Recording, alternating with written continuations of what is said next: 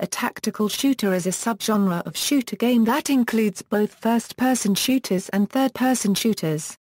These games simulate realistic combat, thus making tactics and caution more important than quick reflexes in other action games.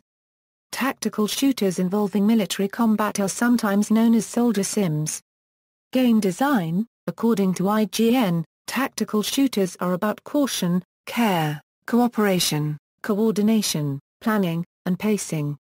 In those games, making decisive pushes, quick moves for cover, strategic retreats, and last-ditch grabs at the goal are not only important to success, but balanced in such a way that they become enjoyable activities in play.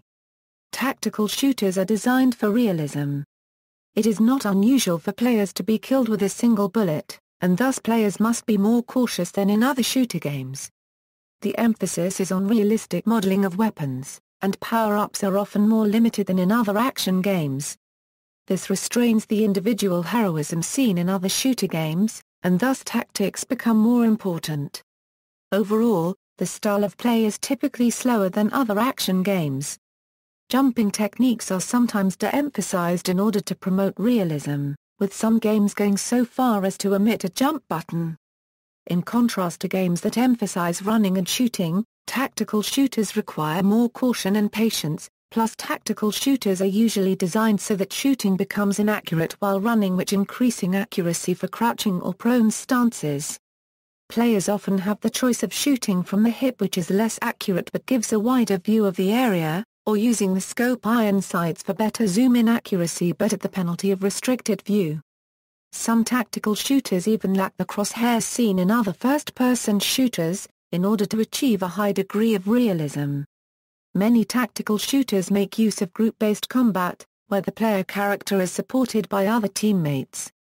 While early tactical shooters had simple computer-controlled teammates who offered support fire, the artificial intelligence in later games has evolved with more complex teammate responses such as cover fire mechanics.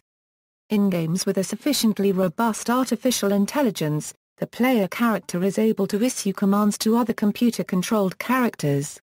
Some games in the genre allow players to plan their team's movements before a mission, which the artificial intelligence then follows. Many games also offer a multiplayer online play, allowing human players to strategize.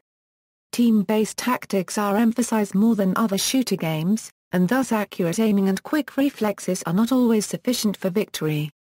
The level design usually reflects the game's setting. For example, the player may play the role of SWAT police fighting terrorists or other criminals, or may engage in military combat in real-world conflicts as either battlefield soldiers or special forces commandos. Some games take place in entirely fictional universes, and incorporate elements of science fiction. Each level will have different objectives. Although some levels may simply require that the player defeat their enemy, other levels may challenge the player with objectives such as escorting a VIP safely to a specific location or planting a demolition charge on a target. Levels are often designed with checkpoints or alternate routes. As run-and-gun assaults are often met with heavy resistance, it becomes important to exploit a superior position and/or take the enemy by surprise and even evading them entirely. Weapons. Tactical shooters often feature a wide variety of weapons modeled upon actual firearms, being more realistic than run-and-gun shooters. However, simulating actual combat is often sacrificed in favor of balance as well as playability. There are often considerable modifications to in-game weapons and ballistics from their real-life counterparts in order to ensure balance in multiplayer. For instance, Counter-Strike and other games allow the player to survive multiple bullet hits to the torso and even more to the legs, while registering an automatic kill for melee hits to the back and headshots. In contrast to run-and-gun shooters such as Quake, which allow players to carry full arsenals, tactical shooters place considerable restrictions on what players may be equipped with, so players have to carefully select weapons according to the situation and/or role in their team. Half-Life, Counter-Strike's system of allowing a primary weapon and a secondary weapon has been followed by other shooters like Call of Duty 4, Modern Warfare. Wielding or carrying heavier weapons such as sniper rifles and machine guns often incurs a movement penalty over light weapons like submachine guns and pistols. Players often find loopholes in this system, such as in Half-Life, Counter-Strike, where they would switch their firearm to a knife in order to run faster. Due to the problem of grenade spamming, the effect of explosions are often toned down and only 1 to 2 grenades are allowed to be carried.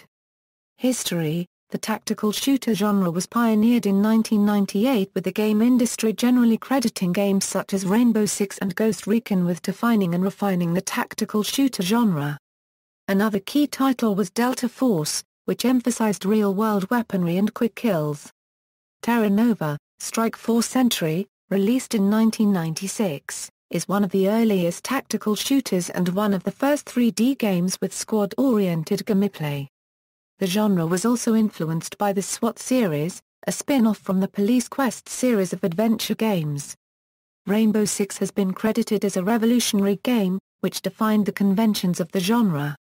The game was inspired by the Federal Bureau of Investigation hostage rescue team, and was designed to replicate a team of specialists performing a skilled operation. The game was designed to emphasize strategy in a way that would be fun for players without the best reflexes. The series has since become a benchmark for the genre in terms of detail and accuracy. Some of the most notable tactical shooters have been total conversion mods of first-person shooter titles which have been released for free. Infiltration, a total conversion of Unreal Tournament, has been described as turning Unreal Tournament's wild cartoon action into a harrowing game of cat and mouse. Infiltration has been noted for detailed aiming system including hip and scope iron fire while lacking a crosshair, different movement stances, and a customizable loadout system that allows configuration of weapons with a weight penalty. Half-Life, Counter-Strike, a mod of Half-Life, was the most popular multiplayer game of its era despite the release of first-person shooters with more advanced graphics engines such as Unreal Tournament 2003. As of the late 2000s, contemporary shooters such as Call of Duty, Modern Warfare have proven more popular than futuristic first-person shooters such as Quake and Unreal, although the field of true tactical shooters has been largely neglected by developers. Even traditionally tactical shooter series like Rainbow Six and Ghost Recon have seen their sequels drift away from tactical realism towards cinematic action-centered themes, as can be witnessed by for example contemporary Rainbow Six sequels which completely do away with the series' iconic pre-action planning stage, or the overly futuristic settings of Ghost Recon, Future Soldier, which provides players with invisibility cloaks and shoulder-mounted anti-tank rockets while failing to adhere to simple tactical realism paradigms like one-shot one-kill. VBS2 is a military tactical shooter simulation used for dismounted infantry training by the USMC, the U.S. Army, and a number of the NATO armed forces. Its new Pointman user interface combines head tracking, a motion-sensitive gamepad and sliding foot pedals to increase the precision and level of control over one's avatar, enabling users to more realistically aim their weapon and practice muscle discipline, to take measured steps when moving around obstacles or cover, and to continuously control their postural height to make better use of cover and concealment. See also, military simulation, where individual soldiers or units are not directly controlled by the player are often real-time tactics games. Tactical shooters are video games, while military simulations take place in real life. References